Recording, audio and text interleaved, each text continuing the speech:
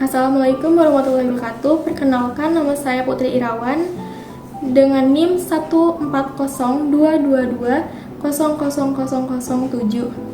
dari jurusan Sistem Informasi Fakultas Ilmu Komputer. Saya akan mempresentasikan tugas mata kuliah APSI yang berjudul Analisa Perancangan Sistem Informasi pada Antrian di Disduk Capil Kota Serang. Assalamualaikum warahmatullahi wabarakatuh. Di sini saya akan menjelaskan analisis dan perancangan sistem informasi pada antrian KTP di Disduk Capil Kota Serang. Disusun untuk memenuhi tugas akhir semester 4 mata kuliah analisis dan perancangan sistem informasi APSI. Dosen pelampu Sigit Auliana Eskom, Mkom. Disusun oleh Putri Irawan.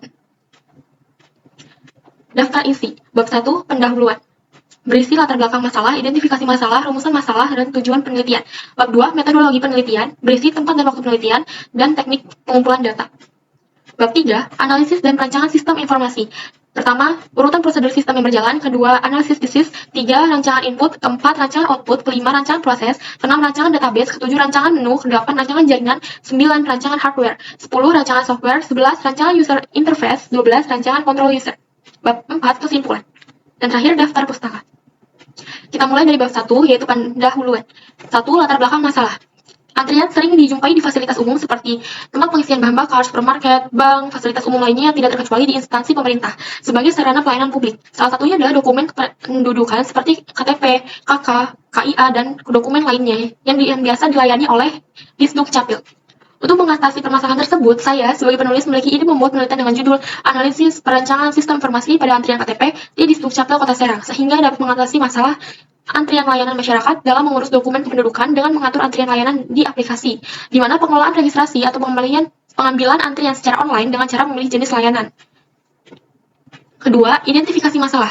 A. Belum efektif sistem antrian. B. Sudah memiliki alat teknologi tapi masyarakat belum bisa memakainya. C. Keterbatasan kemampuan pengolahan data. Sistem manual tidak dapat mengolah data secara efektif dan efisien. D. Sering terjadi masalah pada sistem dan harus kembali menggunakan sistem manual. E. Ketika antrian kembali manual, maka antrian tidak berjalan dengan efektif. Rumus 3, rumusan masalah. A. Bagaimana mengembangkan sebuah sistem informasi antrian pembuatan kartu tanda penduduk sehingga dapat mempermudah masyarakat dalam mengurus kartu tanda penduduk. B. Teknologi apa yang tepat untuk dijadikan dalam pengembangan sistem antrian. C. Bagaimana cara mengembangkan sistem antrian agar efektif. D. Bagaimana Disduk Capil memberikan informasi tentang panduan pelayanan pembuatan KTP. 4. Tujuan penelitian. Tujuannya adalah untuk mengembangkan sistem yang sudah ada dan merancang sistem yang belum ada agar menjadi lebih efektif. Mengembangkan sistem dan merancang sistem antrian yang dapat mengatasi permasalahan antrian panjang dan proses manual, serta memberikan panduan layanan kepada masyarakat dengan mudah dipahami, sehingga meningkatkan efisiensi dan efektivitas proses pembuatan KTP. Memastikan teknologi yang dipilih kompatibel dengan sistem lain di Disduk Capil, sehingga meminimalisir kesalahan dan duplikasi data.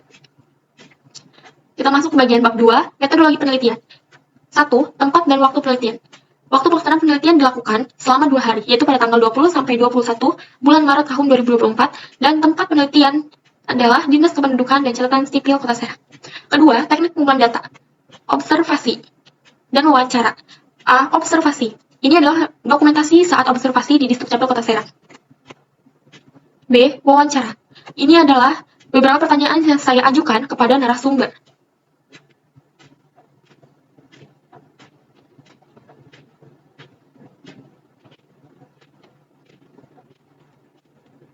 C. Dokumentasi wawancara. Ini adalah dokumentasi saat saya wawancara bersama narasumber, Bapak Rauf Nahrudin SPDMM. Dokumentasi saat saya masuk ke ruangan bidang pihak dan observasi pada tempat pelayanan. Bab 3. Analisis dan perancangan sistem informasi. 1. Urutan prosedur sistem berjalan. Yaitu ada masyarakat, dari masyarakat petugas loket, dari petugas loket ke operator, dari operator ke atasan atau kasih, kepala seksi, kabid, kepala bidang, dan kadis kepala dinas untuk menyetujui dan verifikasi sertifikasi dokumen. Setelah dari atasan, lalu kembali ke operator, dari operator menuju petugas loket, dari petugas loket menuju masyarakat, dan adanya pengarsipan dokumen, lalu admin menambahkan loket antrian, menambahkan operator, serta mengatur sistem pada antrian dan pelayanan. 2. Analisis disease. A. Performance, peningkatan efisiensi dan efektivitas proses antrian pembuatan KTP. Sistem barunya yaitu efektivitas jauh lebih baik dan tertib, serta dapat memangkas waktu pelayanan secepat mungkin. Sistem lama, efektivitas sangat rendah, pelayanan memakan waktu lama, dan sewaktu-waktu menjadi tidak tertib. B. Information, menyediakan informasi yang akurat dan tepat waktu kepada masyarakat. Sistem barunya, pada antrian pembuatan KTP sudah terprogram dengan baik, sehingga masyarakat hanya tinggal duduk dan melihat ke monitor pemanggilan antrian. Sistem lamanya, masyarakat terkadang kesusahan mendengar suara pemanggilan nomor antrian karena kondisi tempat pelayanan yang ramai. C. Ekonomik, mengoptimalkan biaya operasional dan memaksimalkan pengembangan investasi. Sistem barunya, segala pengembangan dari implementasi sistem sudah mendapat anggaran yang memadai dari APBD, sehingga dapat memiliki sistem yang lebih canggih. Sistem lama, pada sistem ini ada yang namanya APBD, namun hanya berbeda di jumlah nominal saja. D. Kontrol, memastikan sistem aman dan terpercaya. Sistem baru, hal ini kebijakan tentang akses data, privasi dan keamanan cyber sangat terjaga dengan ketat. Pada bidang pihak, pengelolaan informasi administrasi dan kependudukan, semua operator mempunyai akses masing-masing, dan sesama operator tidak ada yang boleh tahu satu sama lain. Contohnya pada akses program SIAK, Sistem Informasi Administrasi Kependudukan. Sistem lama, dilihat dari kasus yang sering terjadi kebocoran data dan salah input, maka tingkat akurasi data dan keamanan belum seketat sekarang. E. Efisiensi, yaitu mengoptimalkan penggunaan sumber daya dan meminimalkan pemborosan. Sistem barunya, adanya pendaftaran secara online dan sistem antrian otomatis menggunakan mesin digital sehingga antrian bisa dinyalakan KTP berjalan dengan cepat dan efisien. Sistem lama masih memakai pendaftaran secara offline sehingga harus mengantri lama. F. Support, memberikan dukungan yang penuh kepada pengguna atau masyarakat dan operator pelayanan. Sistem barunya, untuk mendukung operator melakukan tugas dengan baik, yaitu diadakannya bimbingan teknis sehingga operator lebih update tentang sistem baru yang ada. Dan diberikan panduan kepada pengguna secara komprehensif sehingga mudah dipahami masyarakat. Sistem lama sudah ada BIMTEK juga tetapi tidak terlalu efektif. Dan sudah ada panduan juga tetapi belum seefektif sekarang sehingga masyarakat banyak yang tidak tahu. Ketiga, rancangan input. Rancangan input adalah suatu bagian yang menjelaskan secara umum gambaran aplikasi tentang input yaitu data-data yang dibutuhkan. Proses bagaimana data tersebut yang dilakukan serta output yang dihasilkan sesuai dengan kebutuhan dari aplikasi dan pengguna. Rancangan input merupakan rancangan yang diajukan dalam implementasi program sehingga menjadi sebuah rancangan interface untuk melakukan penyimpanan data ke dalam database. Sebagai berikut. A. Input login. Biasanya terdiri dari dua bagian yang membuktikan identitas Anda ke suatu sistem. Pertama, username, nama pengguna, dan yang kedua, password, kata sandi. Ini adalah gambar input login. B. Input user. Ini adalah gambar input user. C. Input data layanan. Adalah proses memasukkan data ke dalam suatu sistem untuk keperluan layanan. Pada sistem ini, biasanya berupa detail loket, nama layanan, syarat layanan, dan batas antrian layanan. Ini adalah gambar input data layanan.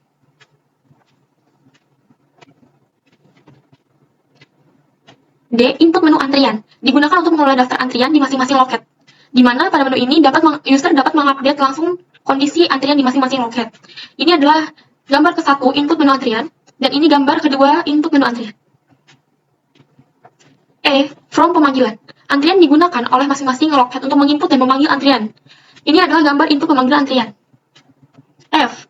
Input data laporan. Input laporan adalah proses memasukkan data dan informasi ke dalam suatu format laporan yang berisi tanggal awal dan tanggal akhir, laporan per periode. Ini adalah gambar input data layanan. 4. Rancangan output. Rancangan output pada antrian KTP adalah sangat penting untuk membantu mengimplementasikan sistem antrian yang efisien dan efektif dengan mempertimbangkan faktor yang mempengaruhi output dan mempertimbangkan dalam perancangan antrian yang memungkinkan untuk membuat sistem antrian yang memenuhi kebutuhan semua kepentingan. A. Output login. Pesan sederhana yang memberitahu bahwa Anda telah diterima dan berhasil masuk ke sistem, biasanya berisi username dan password. Ini adalah gambar output login. B. Output user, yang berisikan username, nama user, level, dan layanan. Ini adalah gambar output user. C. Output data layanan, yang berisi layanan, syarat, batas antrian, dan proses. Ini adalah gambar output data layanan. D. Output menu antrian, menampilkan menu antrian yang berisi nama layanan, total antrian, antrian sekarang, dan proses yang sedang berjalan. Ini adalah gambar output menu antrian. E. Output data laporan. Di bawah ini menampilkan menu antrian yaitu jumlah total masyarakat yang mengantri, nama, tanggal, nomor loket, dan layanan. Ini adalah gambar output data laporan. 5. Rancangan proses. Rancangan proses pada sistem ini meliputi use case diagram, activity diagram, dan sequence diagram. A. Use case diagram, menampilkan bagaimana aktor berinteraksi dengan sistem untuk mencapai tujuan, seperti mengambil nomor antrian, memantau status antrian, dan lain-lainnya. Contohnya, ini pengguna atau masyarakat melihat antrian, lalu petugas ke loket dan antrian, seterusnya ada koordinator, admin, dan kepala bagian.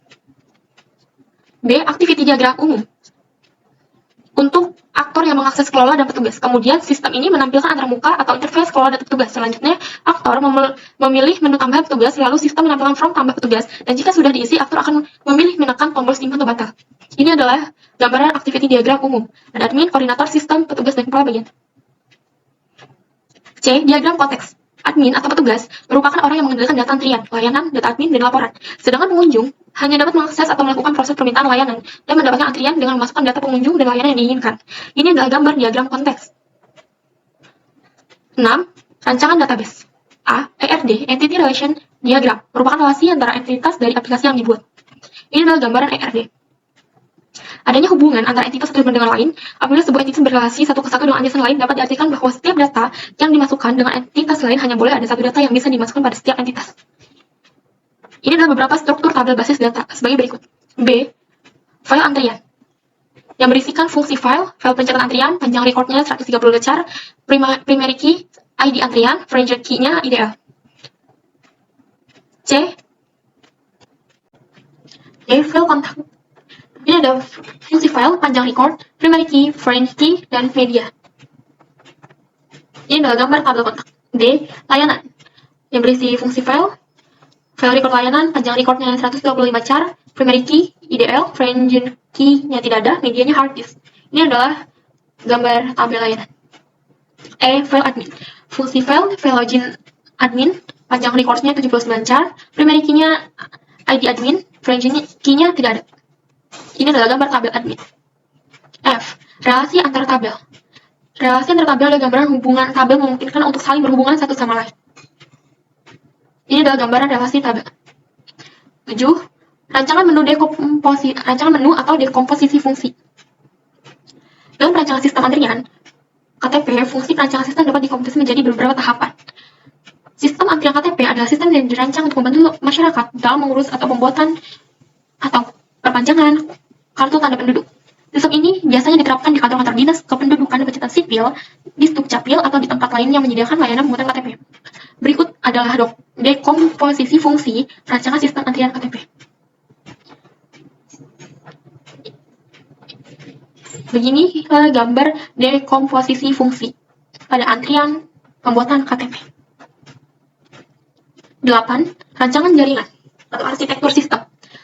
Rancangan jaringan pada antrian KTP adalah desain yang mendasari bagaimana sistem antrian KTP beroperasi dan bagaimana komponen sistemnya saling terhubung.